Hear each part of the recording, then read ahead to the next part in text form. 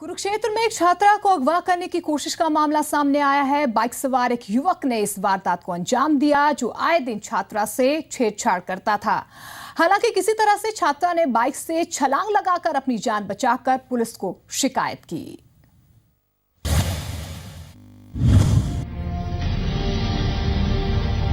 ITI में जाने के लिए निकली छात्रा अस्पताल पहुंच गई, जिसका जिम्मेदार गौरव नाम का युवक है, जिसने छात्रा के साथ छेड़छाड़ की और उसे अगवा करने की कोशिश की। इस दौरान छात्रा ने बाइक से छलांग लगा दी, जिसके चलते लड़की घायल हो गई। इस दौरान लोगों ने आरोपी को पकड़कर पिटाई भी की। बावजूद इसके पुलिस आरोपी को पकड़ने में नाकाम रही है। लड़की को 7:30 बजे न्यू बस स्टैंड बस छोड़ने आया था जी। तो 7:45 बजे मेरे घर में मैसेज आया, कोई आदमी लड़की को गंभीर हालात में लेके आया। किसी लड़के ने, मैं तो जानता हूँ लड़का कौन है जी, उस लड़की के साथ कुछ छेड़खानी की और उसकी काफ़ी चोटें आई है, जो अभी हॉस्पिटल में एडमिट है। गौरव नाम का, जो आपस में दोनों एक दूसरे के जानकार थे।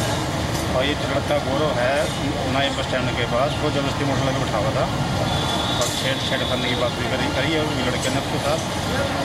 और ये लड़की मतलब मोटरसाइकिल से छाल मारी है, जो चोटें आ गई है, जिसको मैं लेके सरकारी अस्पताल में आ गया। पुलिस ने लड़की के बयान पर कार्रवाई की बात कही है। हालांकि धर्मनगरी में सामने आई इस वारदात ने महिलाओं की सुरक्षा पर सवाल खड़े किए हैं। कुरुक्षेत्र से राकेश रोहिल्ला के साथ न्यूज डेस्क रिपोर्ट, जी मीडिया। आगे बढ़ते हैं, हिमाचल की खबरों का रुख कर लेते हैं। हिमाचल प्रदेश में इस साल भी मानसून के दौरान हुई बारिश कई जिंदगियों पर कहर बनकर टूटी है। हालांकि अब बारिश का दौर खत्म हो चुका है, लेकिन इस बारिश की वजह से सूबे को भारी नुकसान झेलना पड़ा है।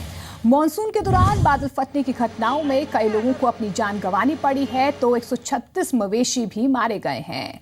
भारी बारिश ने सबसे ज्यादा नुकसान कांगड़ा जिले में किया है। यहाँ का आंकड़ा करीब 230 करोड़ रुपए तक आंका गया है। इसके अलावा सूबे के लोक निर्माण विभाग को सबसे ज्यादा करीब 607 करोड़ रुपए का नुकसान हुआ है, जबकि आईपीएच विभाग को 152 करोड़ रुपए, ऊर्जा क्षेत्र को 7 करोड़, बागवानी को 16 करोड़ रुपए का नुकसान हुआ है। तो वहीं शिक्षा विभाग और बारिश ने करीब 1 करोड़ रुपए तक की चपत यहां पर बारिश ने इन तमाम विभागों को लगाई है।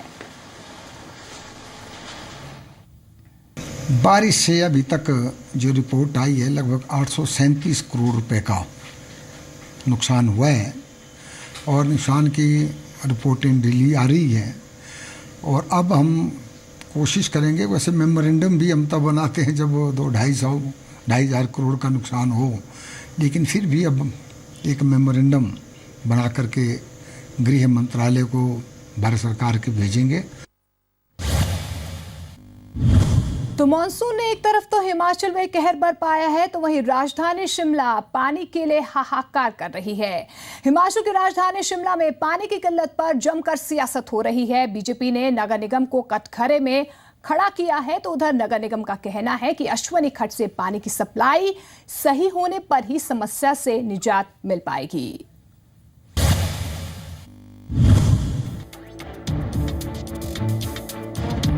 शिमला में पानी के संकट को लेकर सियासत थमने का नाम नहीं ले रही। इस बार शिमला बीजेपी मंडल ने नगर निगम को घेरने की कोशिश की, जिसके तहत नगर निगम दफ्तर के बाहर धरना दिया गया। बीजेपी का दावा है कि नगर निगम की मेयर और डिप्टी मेयर फॉरेन टूर में व्यस्त हैं, जबकि शहर की जनता को आश्वासन के सिवा पानी के बिल थमाए जा रहे हैं। संजय चौहान जी की स्टेटमेंट आई थी कि हम 16 तारीख से जो है पानी लगातार लोगों को देंगे। आज तारीख कितनी हो गई? 26 हो गई है। लगातार तो क्या मिल रहा है, 5-5 दिन तक लोगों को पानी नहीं मिल रहा है। शिमला की जनता पानी इसकी समस्या से बहुत परेशान है। उधर नगर निगम का दावा है कि उनकी पहली कोशिश पानी की क्वालिटी सुधारने की थी और मल्टी टेस्टिंग के जरिए इसमें सुधार के बाद पानी की क्वांटिटी पर जोर दिया जाएगा। पहले हमारा फोकस था पानी की क्वालिटी को लेकर। पानी की इस वक्त एक क्वालिटी शहर में है। आप मल्टीपल टेस्ट हैं और हमारे टेस्ट आप वेबसाइट पे चेक कर सकते हैं। फिलहाल एक अश्वनी खड्ड कंप्लीटली बंद है और जल्दी शुरू होने के बाद हमें पानी एडिकेट मिल जाएगा, करीब 40-45 ml। तस्वीर साफ है कि फिलहाल नगर निगम को शहरवासियों को पानी की किल्लत से छुटकारा दिलाने में समय लगेगा, जबकि विपक्ष मुद्दा भुनाने का मौका नहीं छोड़ना चाहता। विशाल द्विवेदी, जी मीडिया, शिमला। और अब बात हिमाचल की सियासत की कर लेते हैं। बीजेपी युवा मोर्चा के प्रदेश अध्यक्ष विशाल चौहान ने ऊना में बीजेपी युवा मोर्चा के साथ अहम बैठक की है और विधानसभा चुनावों को लेकर एक बड़ा कदम उठाने की बात कही है। उन्होंने कहा कि बीजेपी युवा मोर्चा प्रदेश भर में युवा मोर्चा के 75,000 कार्यकर्ताओं को 3 महीने की ट्रेनिंग देगा, जिसके बाद ये सभी युवा कार्यकर्ता प्रदेश सरकार की नाकामियों और भ्रष्टाचार और केंद्र सरकार की उपलब्धियों को जन जन तक पहुंचाने का काम करेंगे। जबकि उधर कांग्रेस का कहना है कि कांग्रेस सरकार हिमाचल में बेहतर काम कर रही है और एक बार फिर से विकास के दम पर ही चुनाव जीतेगी।